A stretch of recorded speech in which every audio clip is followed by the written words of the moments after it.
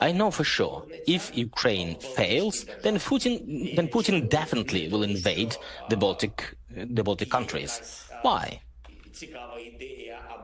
Not because there's some interesting idea or strategy, but because Putin wants to return the influence of the Soviet Union.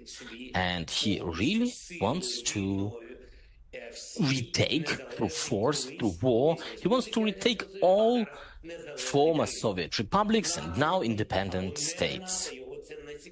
Whether they are in the NATO or not, he doesn't care. President of Ukraine Volodymyr Zelenskyy made this statement in an interview with the American television channel NBC News. According to him, Putin will be ready to attack NATO in the next 5 years. The Financial Times examines 2 potential attack scenarios. In the first, Russia succeeds in Ukraine and suddenly invades the Baltic states, threatening other NATO members with nuclear weapons to prevent them from joining the war. In the second scenario, Ukraine restrains Russia and the Kremlin dispenses with a direct invasion of the Baltic states. However, it uses provocation, sabotage and hybrid attacks.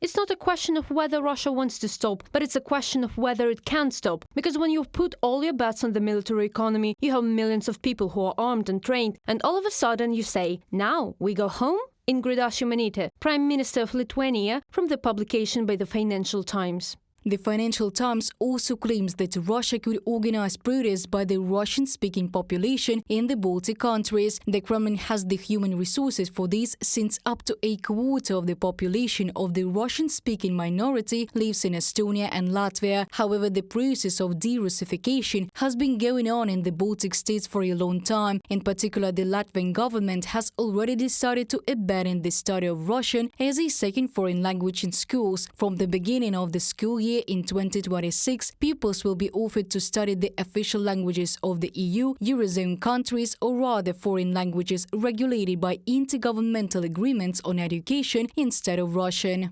When the state stops funding Russian language content, the process of creating a unified information space will be completed, and Russian language content will continue to exist in commercial media at private expense. From a message in the same as of Latvia, the Moscow Times reports.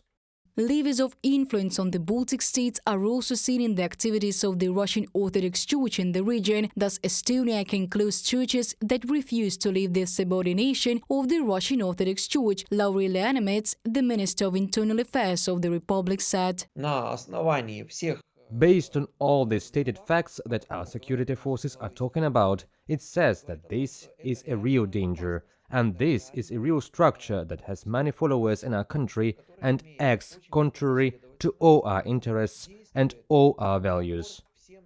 While the Russian war machine is stuck in Ukraine, the Baltic countries are also jointly investing in a common line of defense on the borders with Russia. According to the Times, states are building more than 8,000 fortified bunkers and creating other barriers in the form of dragon teeth, minefields, anti-tank ditches and barbed wire lines. Reported by Diana Kolesnik, Nikita Skoblikov, UATV News.